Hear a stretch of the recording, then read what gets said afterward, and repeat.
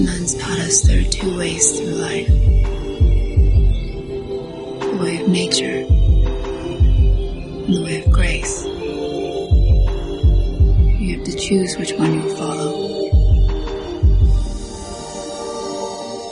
Hello everyone, welcome back to Let's Take 5, the podcast where we take a cinema legend and take 5 of their films to highlight their excellence and range. My name is Austin Luker. My name is Eric Martindale. And we are now in the middle of our Terrence Malick 5. Past 2 weeks we've covered Badlands and Days of Heaven. Upcoming we have The New World and The Tree of Life. But here we have his third film, made almost 2 decades later. It is a war film that had the misfortune of coming out the same year as Saving Private Ryan. Yeah, well, Saving Private Ryan should have had the misfortune of coming out the same year as Thin Red Line. It's true. I think the Thin Red Lines of films we're going to get into, now people are starting to appreciate more because they just weren't expecting. But it was nominated for Best Picture. I think the Academy occasionally doesn't know what a film is and then nominates it, as we will see later in this 5. Yeah, okay. I mean, did anyone in the Academy really think Godfather Part 3 is the best? Or they just go like, well, we should nominate it. Yeah, good point. But it didn't win. Did not win. Did not come close. We neither did Saving Private Ryan. No, that one came close. Yeah. But this is also a World War II film. It stars a large cast of famous actors, and it is all about the Guadalcanal, and specifically one kind of battle surrounding it. It stars Jen Caviezel, a.k.a. Jesus Christ, Nick Nolte, Woody Harrelson, John Travolta, John Cusack briefly, George Clooney even briefer. Sean Penn. Sean Penn, he's in it a whole lot. Who else am I forgetting? John C. Reilly. John C. Reilly's in it. There's that one actor I recognize a lot. I'll get his name later. But it is about these men, and unlike the past 2 films, this actually has a rotating set of voiceover. It is not just one person's perspective on all that is happening.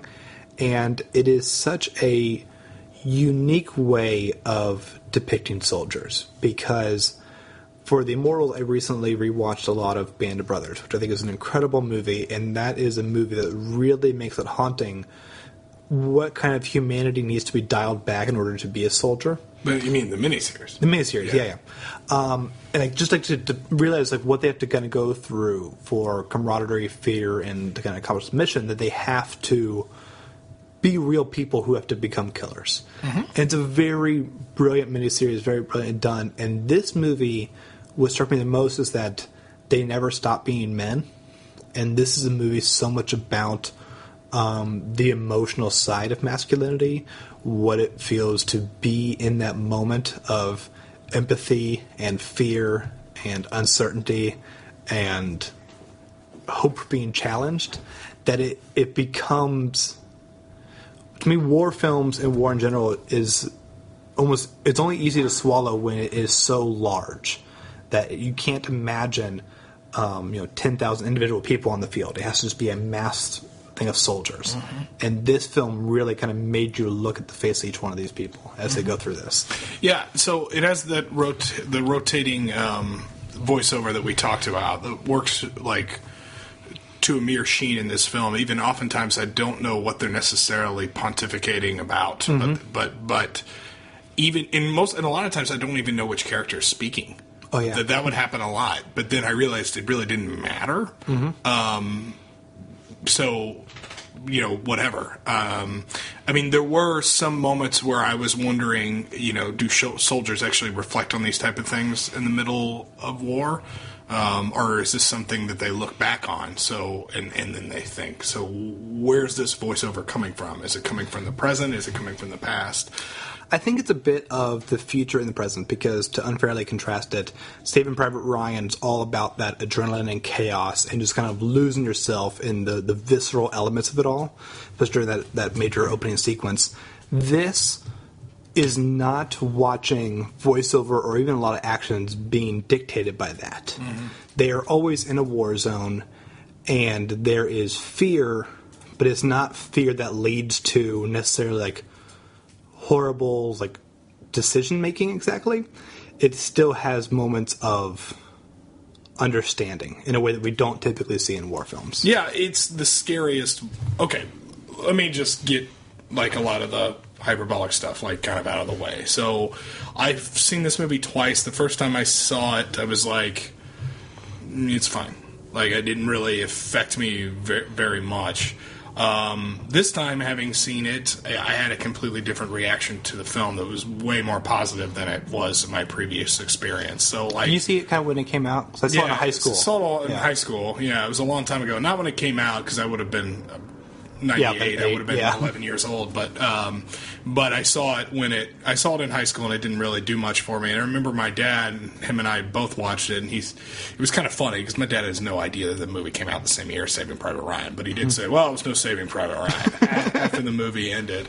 And that's kind of like what this movie makes Saving Private Ryan feel like a Marvel movie. Like, Saving Private Ryan feels much more like, what's the word I want to say? I mean, it's definitely got some harsh crap in it, and it's a very, very serious film. Yeah. But I don't feel bad about eating popcorn during it, like I would with The Thin Red Line. Right. You know, there's something else happening here, and I think that what it is it's a real movie about the fear of dying and the fear of losing. And when you go back, you might as well be dead because you're not the same person you were anymore. You don't even know what that person was and what that person wanted. And a real emotional look at destruction, too, right? Because, I mean, some of the part of the movie is still beautiful. Terrence Malick film, we're going to say it for 2 more weeks. But it is like you see the hill, the movie begins with the people of the area and about Jim Caviezel's character connecting to them and finding. He's such a good actor. He's a good actor. I know. Everyone says I need to watch Person of Interest, and maybe I will now.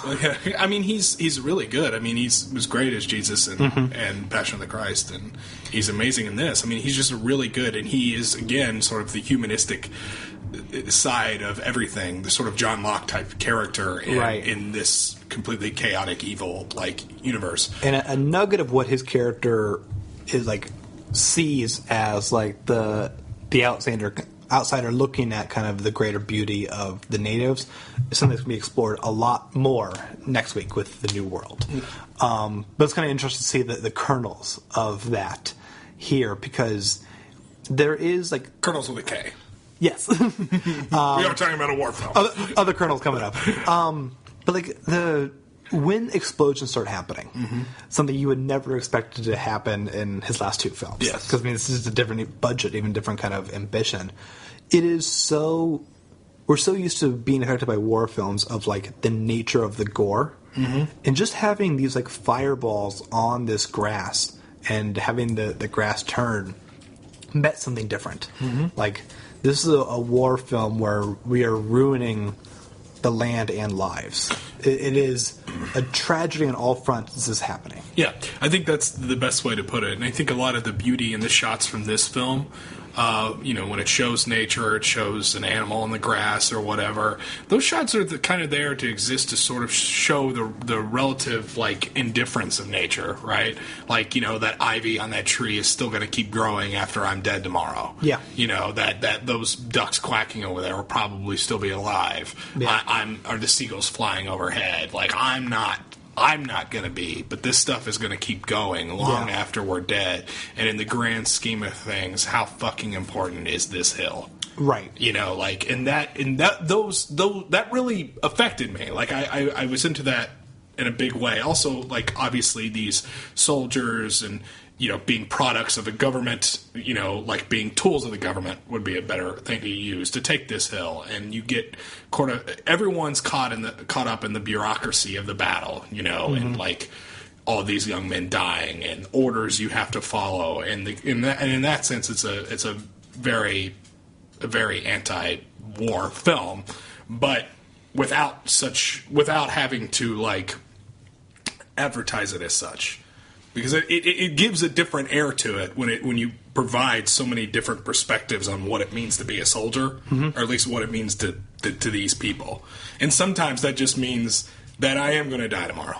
Right. And that's just my job. There's such a curious scene, and it obviously reminded me of Past the Glory, the phone call scene between Nick Nolte and a soldier, and it's about... Elias Costas, man. Casey Jones from... Teenage Mutant Ninja Turtles, come on. I'm so sorry I didn't recognize him from... He's got like the biggest role in this film. He does. Close to it. It's funny because there's so many stars in the film. And Yeah. it's him. It's a curious scene where McNulty demands that they go up the hill, and he says, "No, it is not safe, and it is not worth doing. I have to, honestly, respectfully disagree." Yeah, and I can try to outflank them, Yes. rather than just charging straight at a machine gun bunker. Yes, right. and that scene Up a hill. is one of the larger dialogue scenes. Plenty of talking in this movie, but back and forth dialogue. And that, we talked last week about how there's no true villains in Malick films. People trying to do the right thing, Right. even when they're wrong. Which I kind of forgot about. But maybe next week we'll have a villain or two. Yeah. But not the ones you expect. But this movie, like, Nick Nolte isn't a bad guy. No, absolutely not. He's someone who has, moved up in his career. He has, probably made some, not immoral decisions, but he sold a small fraction of his soul. Which he admits. Yeah.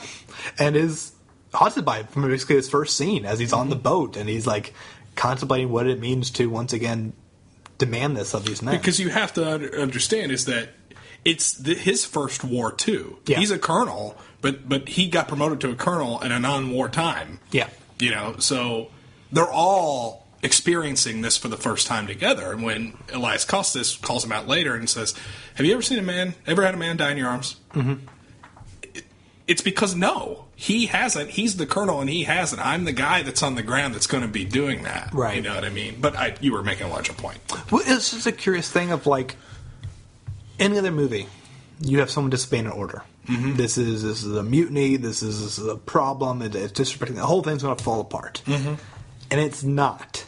And it's not in a way of like Nick Nolte, as he should, saying there would be consequences for this. Sure. But he's also like, he understands that if someone is so articulate and is so certain about like this, it's not defiance. It is trying to find the goal that we all want in an impossible time. Right. And that's what will really surprise me, because there are moments of cowardice in this film, because that is human nature. That one guy who just has like his just stomach is just like killing him because he's just so afraid to go up there. That is something that's just so like remarkable, because of course you go up that hill, there's like an 80% chance you're going to die, right? This is human nature to not want to go up there, and it goes against your like brain chemistry to tell yourself that you should go up there for an abstract cause. And it ends up being a fantastic character moment too, because you have, I think it's Sean Penn's character who's like so like the hierarchy is Sean Penn's character, and from Sean Penn's character Elias Costas, and from him Nick Nolte. And I believe the Sean Penn character says, "No, you're going up that hill. Yeah, like so you need to just do whatever the hell you need to do. Right. I'm not going to risk my ass if you're not going to risk yours. Like you're going up the hill too." And then Elias Costas, outranking him, says, "Take him back to the med bay. Just take him back." Yeah. And it ends up being a great character moment for everyone involved. Like the characterization, this film's heavy on it because it has to be. Yeah. You don't care why people are talking. And so many people, there's a lot of lines in this movie. It's a 3-hour movie, and there's a lot of talking in it.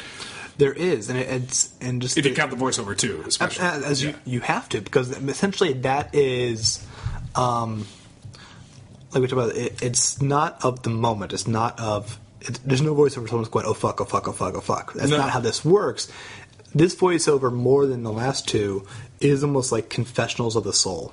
Like this is like, even these aren't men who can perfectly articulate what they're saying. This is what their soul is saying as they experience this, as they experience fear and wanting to go back home to the one you love and all these kind of things. Which are all and I'm trying to look for like what the film at the end of the day is really about, and I'm not sure, but it lies somewhere in there, like just in this sort of anatomy of the human soul. And it's one of these films that can sort of like, I feel like, exist without an explanation. Yeah, it's a portrait of these people, and just kind of really, in my mind, every soldier is a person. They're not cliches. They're not robots. You can never really Not make them numbers. into robots. And that just became so true, man. And it's so interesting to see that through. I mean, soldiers and masculinity have been tied together like since the beginning, kind of thing, and about what it means to succeed at either one of these. But this movie is so emotional. Like when you have Sean Penn bending over that grave, the movie is letting him cry and letting him feel this. And everyone has like, oh my god, the whole sequence with Woody Harrelson pulling the pin out of the grenade. Yeah, that's tragic as It's so tragic. I mean, it has. For a moment, you think it's supposed to be funny, but then you realize, like, oh no, he's going to die. Yeah, he's going to die, and this whole situation, just being here means you're in danger. Yeah. You're in a place where there is no safety, even when you're not being attacked by people. And that is where you'll see those confusing moments of people telling him what he wants to hear in his final moments, and then, like, shifting that, and then recognizing how emotional it is, like, after he's gone, of like, hey, you promised you'll send a letter to his wife. And he goes, of course I did, because he was fucking dying. Yeah. You know? What are you going to say? I don't know. Yeah. Well, you write the fucking letter then. Yeah. And that's the dialogue that comes out, because first of all, they're all scared to death. Yeah. That's, like, happening right now, and we're having this conversation, and also they just watched their friend die. Yeah. So they're squaring it with that, too. And just so everyone knows who may not have seen the film that happens to be listening to the podcast, what happens is Woody Harrelson goes to throw a grenade, but instead of pulling on the grenade, he pulls the pin out of the grenade, leaving the grenade still in his pants. He ends up saving everyone else's life because he throws himself against a rock right as it blows up. So there is some act of heroism there, but then he dies, like, 10 minutes later. One real, like, telling thing for me that's, like, that really stuck with me is Sean Penn goes out to rescue a guy who doesn't want to be rescued. Once he realizes the guy can't be rescued because he's beyond all hope. Also, you drag him back there, he's just going to die anyway. Sean Penn still runs out there to give him morphine to overdose himself, right? So he gives him that. He runs back and slides into the ditch that they've dug, and the trench. And the guy's like, I'm going to promote you to this. I'm going to promote you to this. And he goes, if you say one more thing you're going to promote me to, I'm going to knock your goddamn teeth out. Because, like, that's when you, like, again, this sort of, and here's the thing, right? That sounds like a real, like, macho hero moment. Gary Cooper doesn't need that star. Exactly. Yeah. But when you consider the context, actually, that's when this movie sort of became the anti-version of these things, because I stopped looking at these people as glorifying heroes, even though of course they are, but also these are just men that don't want to die. And it's like, I just saw my friend die. The last thing I want to talk to about is you rewarded me for a medal for that. Right. Also, I'm probably going to be dead in 1 hour. Also, it was my job. Yeah. Like, that's why you had me over here. You know what I mean? This is, like, truly one of the few war films ever to be not goal-oriented.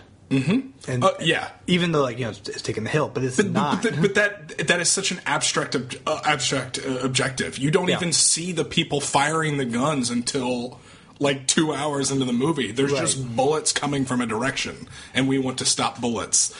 Yeah, God, this is a great movie. It's a really good movie.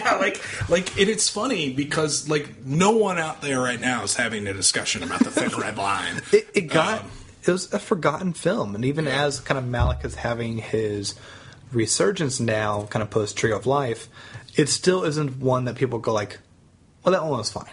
They love the 70s films, they love Tree of Life, but this is still the one of, like, it was okay. Or it was the one where, like, he was too ambitious. And I don't think so, because it's still, even though it is such a big-looking movie, I mean, he has Bud at First Time, he has so many A-list actors. Although Clooney isn't A-list yet. This is such This is ER Clooney. This is ER. First time having a little gray in his hair. Yeah, looks like he's 25. And that's a great moment too, because this guy, there's a new leader in town. He's giving him all these orders, and you go to that monologue by Sean Penn. It's like, it's just another dude telling me the same shit. It's like, this is life. And like all great Clooney performances, his handsomeness plays into it. Like, this is a man who doesn't have a single bruise on him. Yeah. Saying, well, guess what? We're all going to be heroes, and we're all going to do great. Yeah.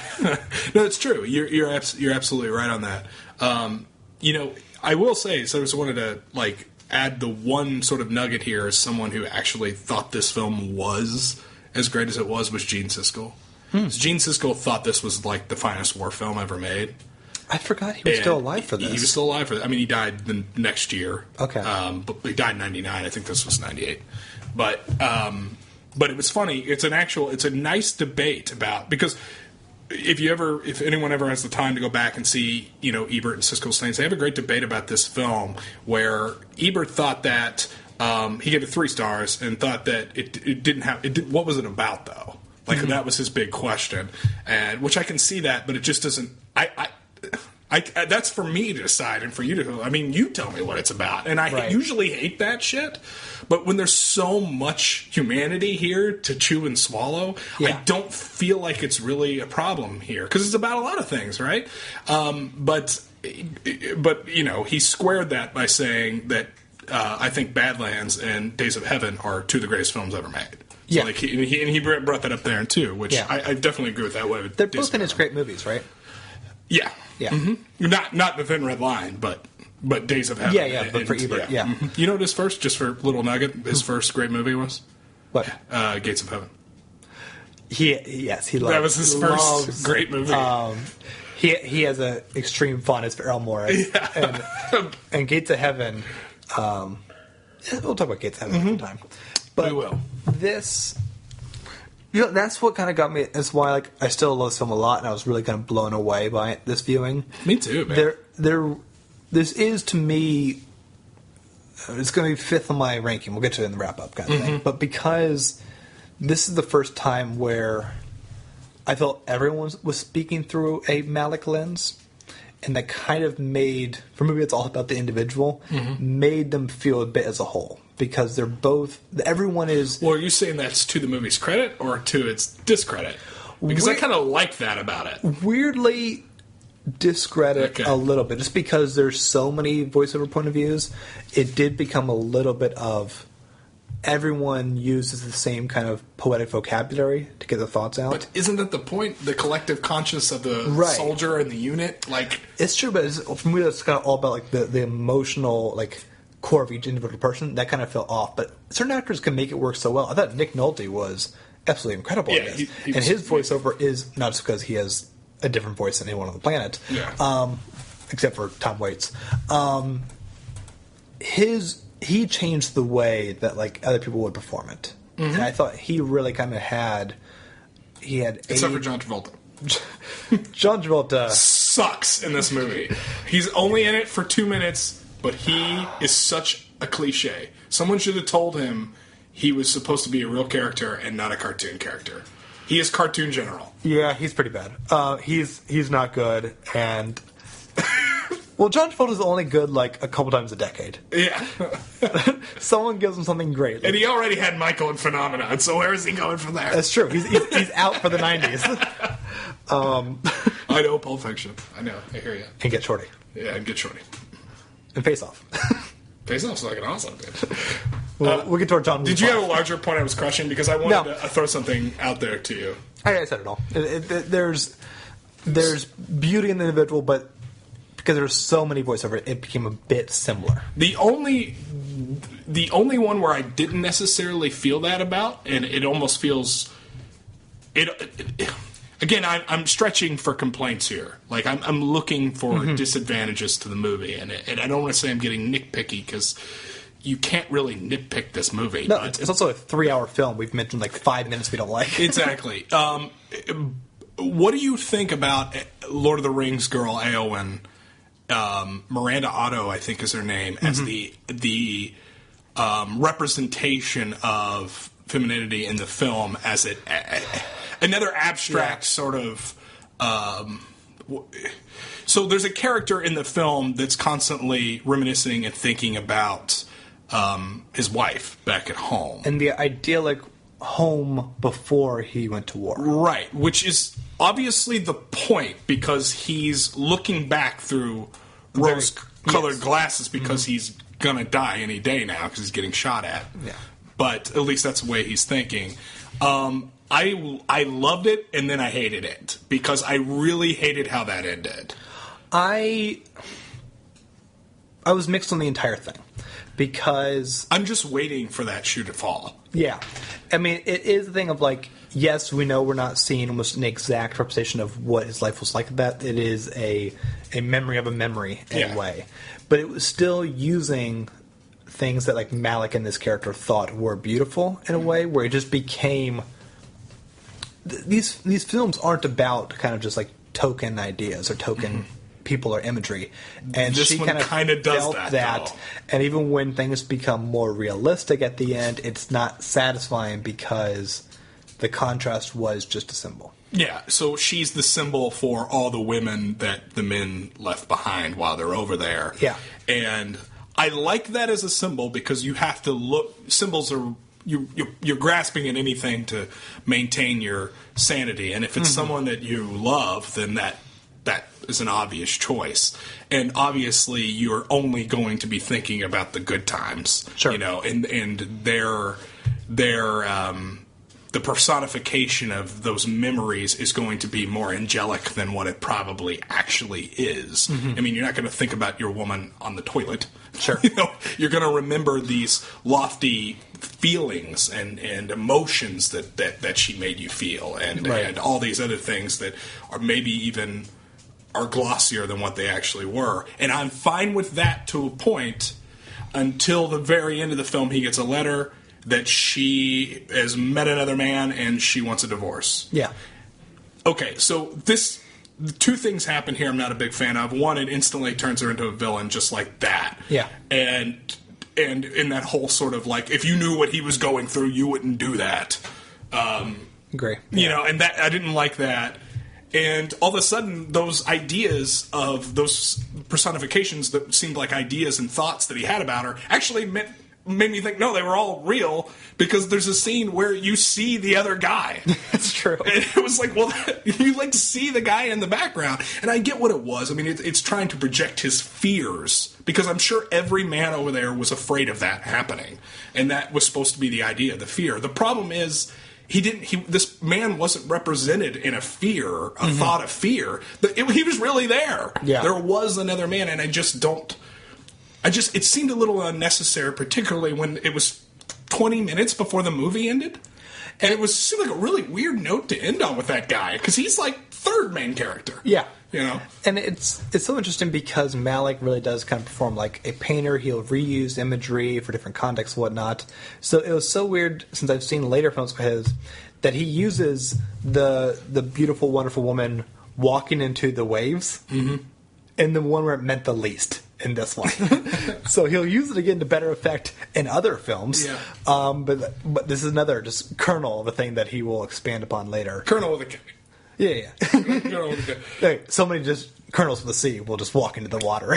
That said, as far as a movie about a war movie, and you have to qualify that a little bit, because Schindler's List is a war movie. But what I mean is like a war movie. A battlefield movie. A battlefield. But then you got to qualify that a little bit, because I mean a battlefield with guns. Because we're not talking about, like, Braveheart here. There's a different vibe, you know what I mean? Like, Yeah. Like, I'm talking about World War II movies with battles, World War I movies with battles, Vietnam, and probably those being the big three, and Gulf War stuff. Sure. This is my favorite film. Interesting. Of that, yes. And I do think that it is better than what many people probably... I mean, a lot of people obviously just Saving Private Ryan. That was the favorite to win the Oscar this year. What one? Shakespeare in Love, which was kind of an upset, I think, over Saving Private Ryan. Yeah, it was pushed by this guy named Harvey Weinstein. Yeah, that's right. Oh, yeah, that's right. Don't want to go down that road. Nope. Yeah, so people thought Saving Private Ryan, or at the very least Spielberg, would probably win director. So this would be above Path to Glory. Yeah. Cool. Yeah, because Paths of Glory has a battle sequence in it, too. It's not really about that. To me, Paths of Glory is almost about, like, a challenge of authority in military structures and stuff like that. Yeah. Even though that's cheating, because it's like, Eric, you're going to narrow the field to the point where it is the best film. I'll call it a battlefield movie, because, I mean, it has an incredible battlefield scene in it, and he won't take the field, and that's why. It's a big deal. So... anyway, yes, I would. I would put this film above that. I'd like to.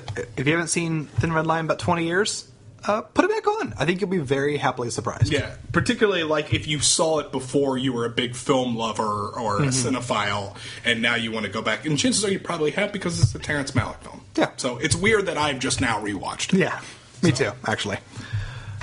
And that wraps up this episode on The Thin Red Line. Obviously, we think you should all check it out. While you're doing the whole, checking things out, go to theartofmore.com. Let us know what you think of The Thin Red Line. What did you think of kind of the expanding Malick's ambitions with more voiceover and more characters? And also check out some other podcasts while you're there. The Immortals this week reviewed another war film. It was Platoon, which has the opposite approaches to war as this film.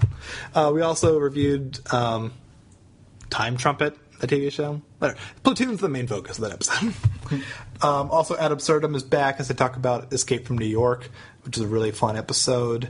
And follow us on Twitter at The Immortals Pod and leave a review on iTunes. Eric. You can catch me on Constant Diversion. That's my YouTube channel. And also, always, special thanks to Adam Lord for doing our very spiffy music. This is one of my favorite themes so far. Thanks, Adam. I believe you can find it at songsbyalord.com. You believe? I did not write it down. But I'm quite positive. Well, there's definitely a link in the show notes. Yeah. That is definitely true. Okay. Well, that sounds good. Until next time, I'm Austin Luger. I'm Eric Martindale. Bye, everyone. Bye-bye.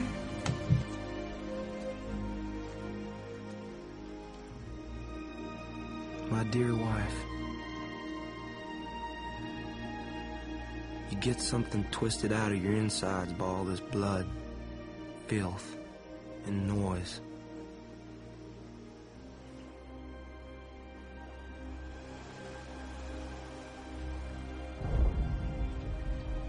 I want to stay changeless for you. I want to come back to you the man I was before.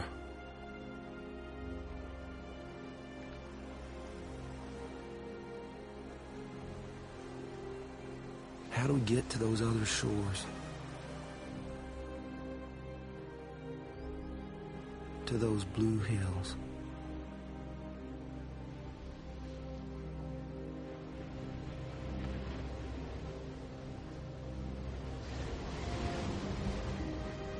Love.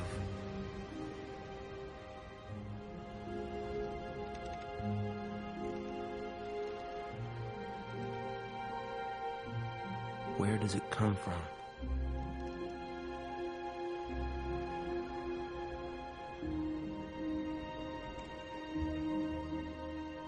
Who lit this flame in us?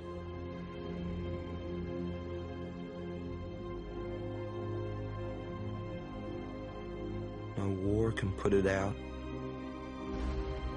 conquer it.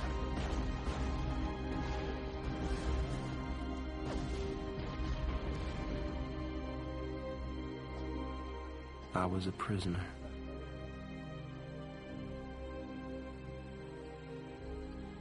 You set me free.